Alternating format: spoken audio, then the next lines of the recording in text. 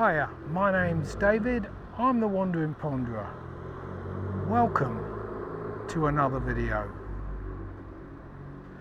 Like I suggested in the last video, this week we're going to do another fire.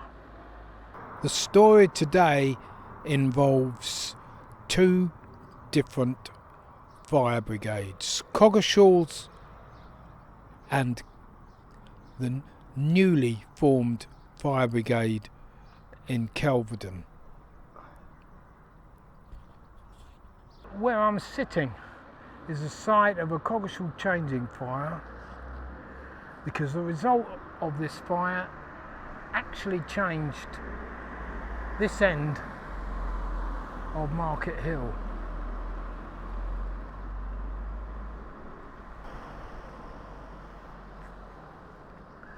This part of Market End, in a previous video, we've spoken about how the road was widened, and what used to be here, which was a row of cottages and a Doubleday's shop. In actual fact, it wasn't exactly where this building is. This building's been built back. The row of cottages and shops followed the edge of that building there, and it came along here.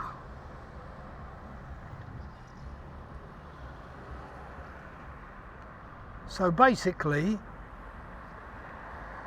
more or less, the edge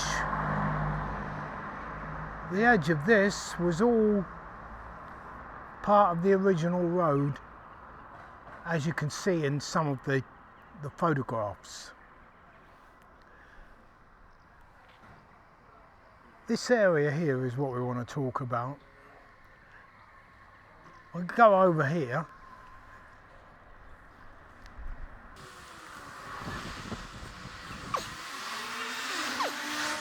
Fortunately, I have access to the Ordnance Survey maps from 1889, which show this corner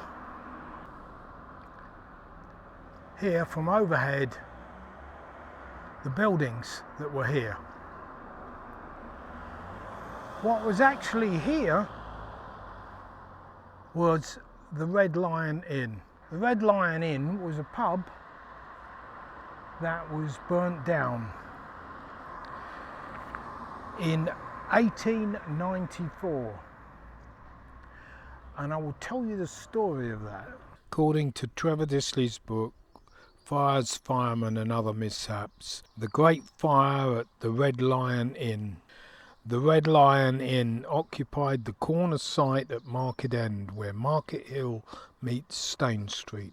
It was owned by Beard and Bright, the brewers of Stoneham Street, and the innkeeper was Mr. Daniel Waln, with his 16-year-old son Randall and an 11-year-old daughter.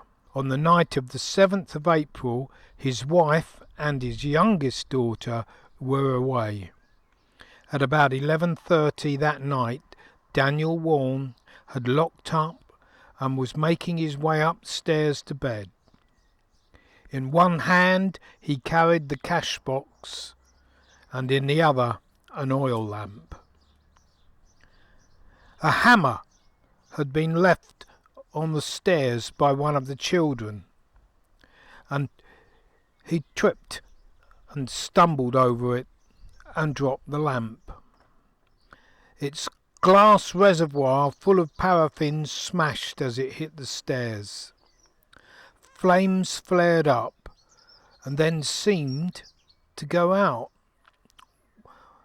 Waln said that he examined the stairs, and thoroughly satisfied that there was no sign of fire, he went to bed, thinking to deal with the mess in the morning. At about 10 minutes past 1, he became conscious of a stifling sensation, and waking up found his bedroom full of smoke. He got up, opened the door to the staircase, and was hit by a wall of heat and flames roaring up the stairs like a chimney. He managed to close the door on the inferno. "Had I not done so," he said later, "it would have been another Colchester job." Warren roused his son and pulled on a few clothes. The bedroom window was the only means of escape, and it was lucky that the roof of a bay window was immediately underneath and reduced the drop. Showing some presence of mind, he pulled off the bedding and pushed the mattress out of the window onto the pavement. Then he helped his son onto the roof of the bay window, and the lad jumped down onto the mattress and ran up the street calling "Fire! Fire!" as he went for the brigade. Daniel then made good his own escape, but his daughter was still in her bedroom at the rear of the building. Warren fetched a ladder and used it to smash the window and get into her bedroom. He shook her awake and helped her escape down the ladder.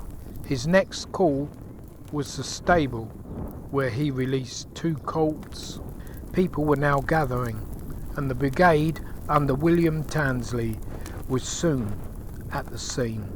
It was now about 1:30. The brigade found a good supply of water at the short bridge, some 100 yards away, and ran the hose up Bridge Street towards the fire. Despite the excellent water supply, the firemen were hard pressed. As soon as they knocked back one part of the fire, another grew in strength.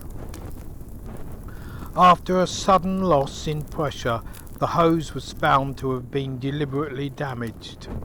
The fire was spreading with great rapidity. Mr. E.W. King, the Sweet Pea King, set off on his bicycle for the Kelvedon Brigade, and the engine, with 7 firemen, was quickly horsed over to Coggeshall. This was to be their first major fire. The brigade, under the superintendence of Mr. George Brady, were in attendance by 3 o'clock. The Red Lion stood right in the centre of town, with other buildings on both sides, so great fears were entertained, and by 6 o'clock in the morning all danger was over.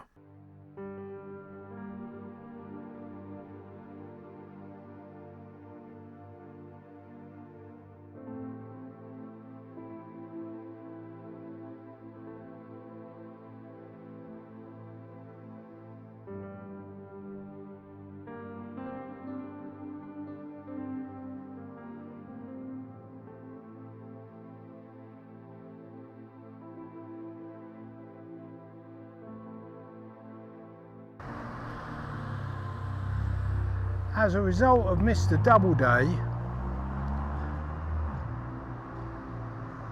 buying up the empty space that was here and building his own house, as can be seen in some of the old photographs which I've put up there,